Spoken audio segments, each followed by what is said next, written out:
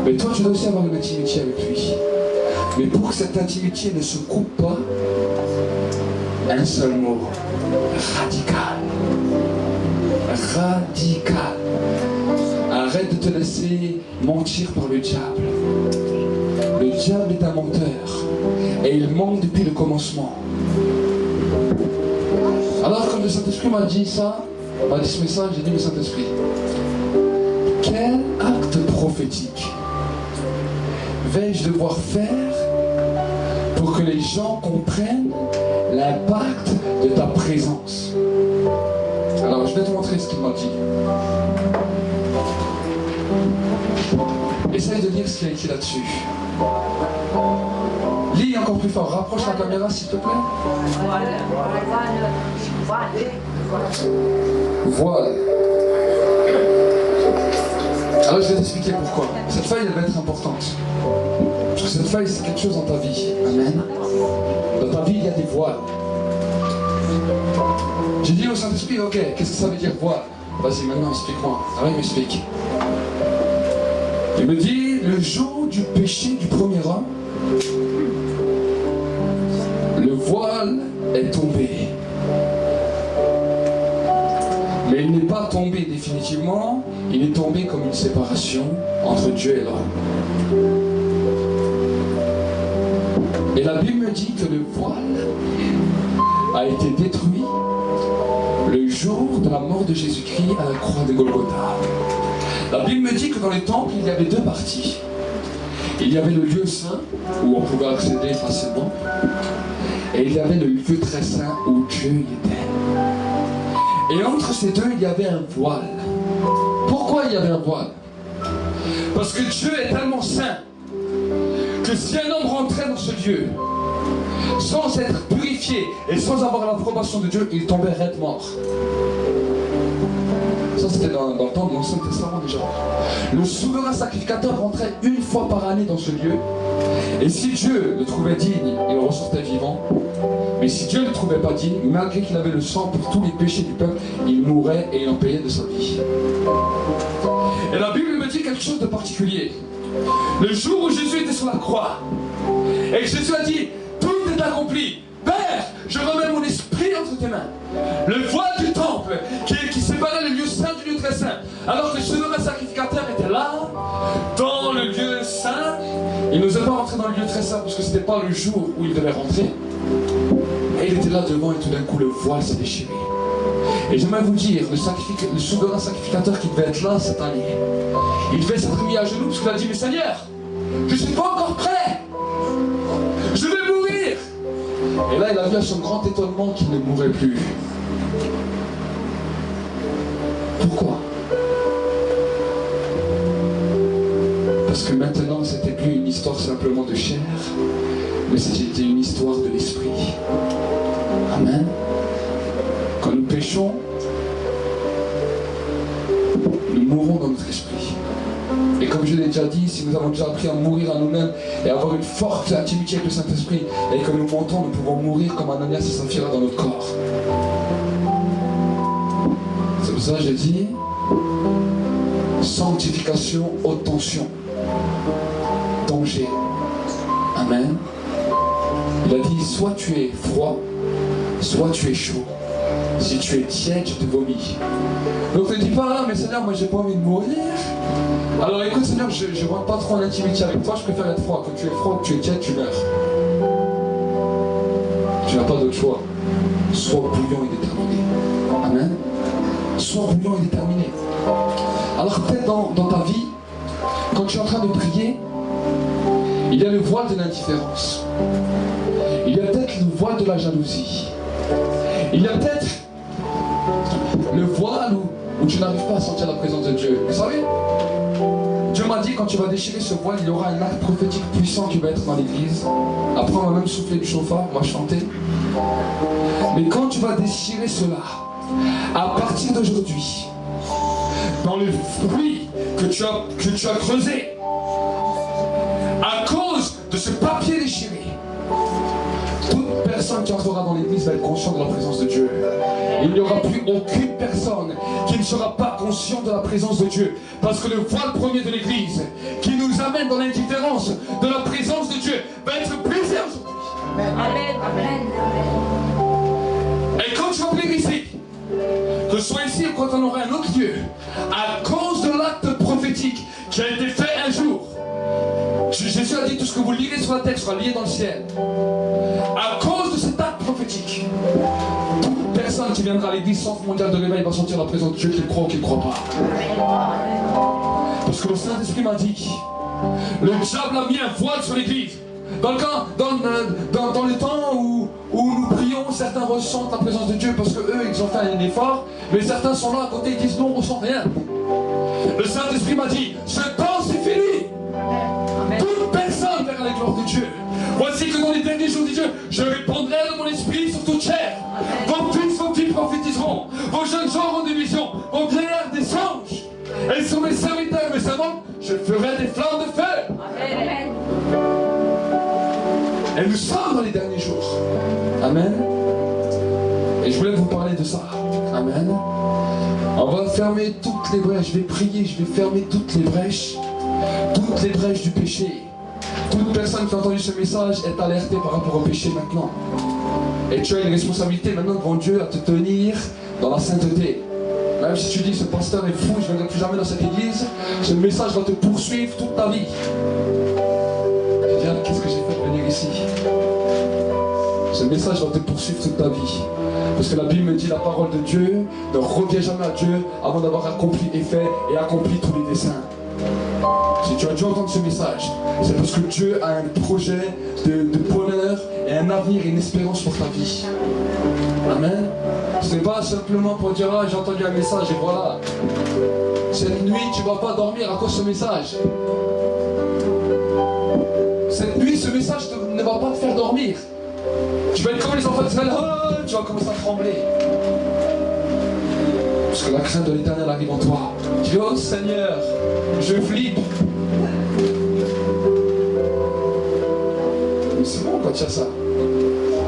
Parce que là, il y a des grains de repentance. Et là, les gens commencent à marcher droit. Et j'aimerais te donner une parole. À partir de ce jour-là, que l'acte prophétique est fait, n'aie pas peur d'inviter les hommes à l'église. Le Saint-Esprit m'a dit, toute personne qui viendra ici, toute, va être touchée par sa présence. Et toute personne va sentir sa présence. Il m'a dit jusqu'avant, toutes ne sentaient pas parce qu'il y avait toujours ce voile. Pasteur, si tu entends ce message, fais ce message dans ton église. Explique le voile. Si les gens te disent, mais pourquoi je ne sens pas la présence de Dieu? Explique le voile. Et commence les actes prophétiques. Commence un acte prophétique dans ton église. Et alors tu verras que la gloire de Dieu, comme les enfants d'Israël, quand ils sont allés, ils n'y croyaient pas. Mais la Bible me dit, Moïse les a amenés devant la montagne. Dieu leur a dit, ma nuée va venir. Et là, tous sentaient la présence de Dieu. Il n'y en avait pas un qui ne sentait pas la présence de Dieu. Tous sentaient. Amen. Et j'aimerais vous dire que tous, non seulement, c'est pas seulement quand ils vont rentrer ici, mais ils vont se poser sur le parking, ils vont commencer à sentir. Et fur et à mesure que les réunions vont continuer dans ces temps de 50 jours, vous savez ce que Saint-Esprit m'a dit? Il m'a dit, il y aura un tel impact que tout Strasbourg va commencer à sentir. Et quand Strasbourg va commencer à être impacté, il y aura toute la région du Bas-Rhin qui va commencer à être touchée. Il va commencer à avoir comme un démon qui va commencer. Et toute la nation de France va être impactée par la présence de Dieu.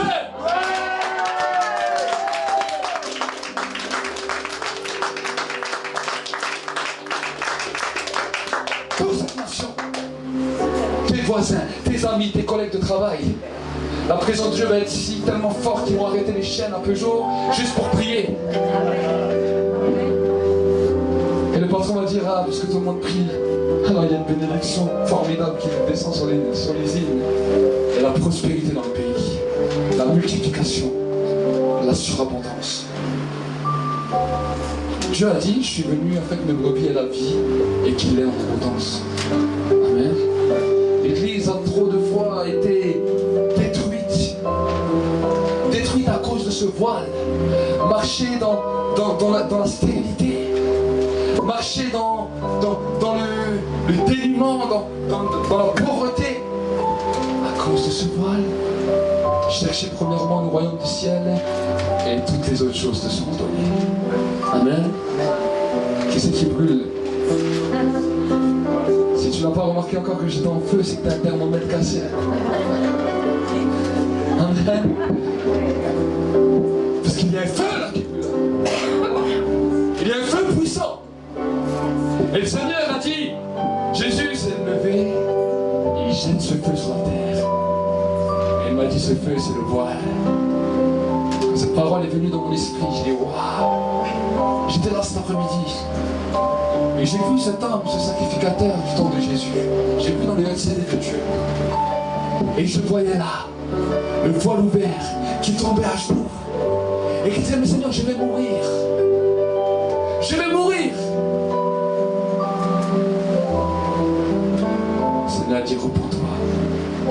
Tu es comme cet homme. Repens-toi. Un peu de levain pour te faire passer à côté de l'éternité. Amen. Je peux encore parler.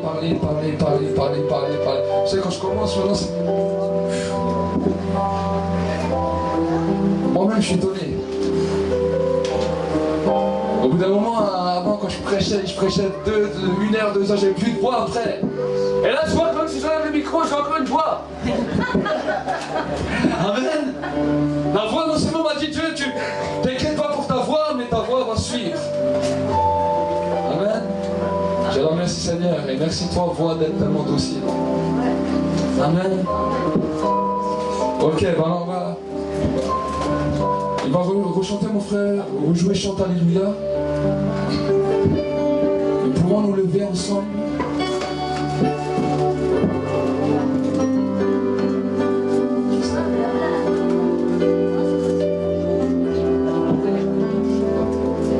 Amen.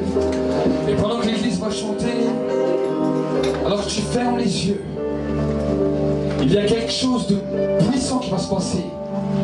Non seulement dans l'église, mais dans ta vie spirituelle. Le voile a trop de fois détruit ta vie. Trop de fois. C'est l'apôtre Paul qui rapprochait donc vous avec assurance du trône de la grâce. Car le voile a été déchiré. Chante Alléluia. Chante Alléluia. Chante Alléluia pour le roi. Chante Alléluia.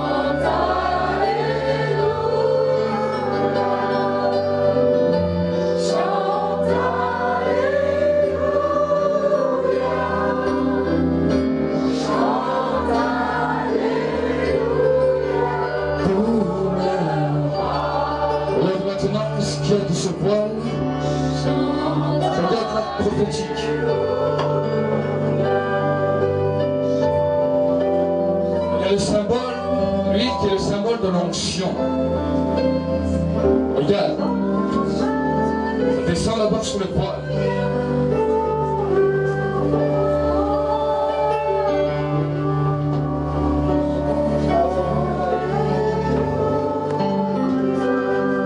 Il y a maintenant l'huile qui commence à descendre alors que tu adores sur le poil. Sur le voile de ta vie, sur le voile de l'église. Chante, chante, la gloire, la gloire, la gloire, la gloire, la gloire, la gloire. Seigneur, toutes les personnes venant de l'église sentent mon montagne de l'éveil.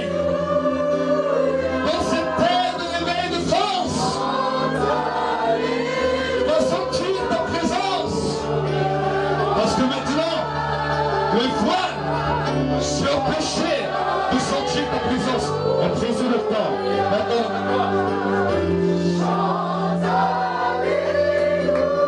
il est brisé.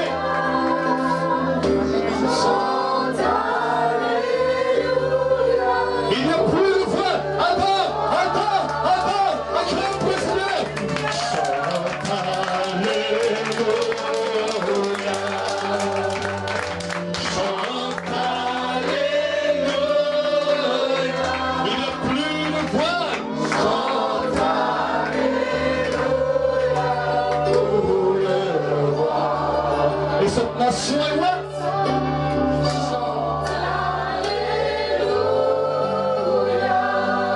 L'huile de l'onction qui est en train de se répandre.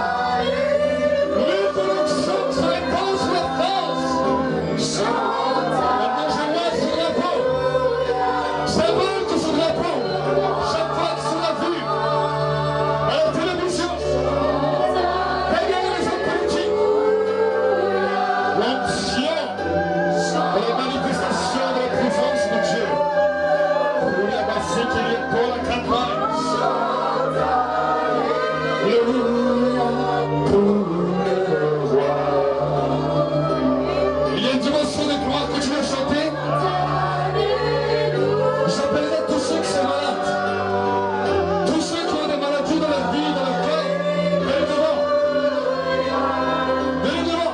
Nous allons prier. Mettez-vous là, ouvrez-vous. Continuez à chanter, continuez à chanter. Il y a le transfert de la gloire. Chante Alléluia. Continue.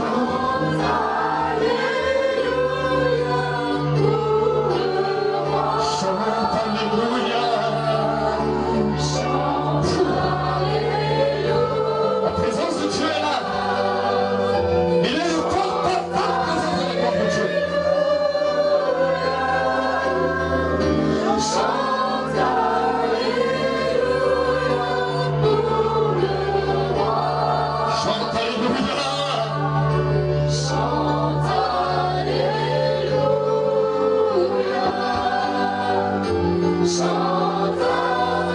Une dimension de l'onction. Une dimension de l'onction. Une intention de l'onction.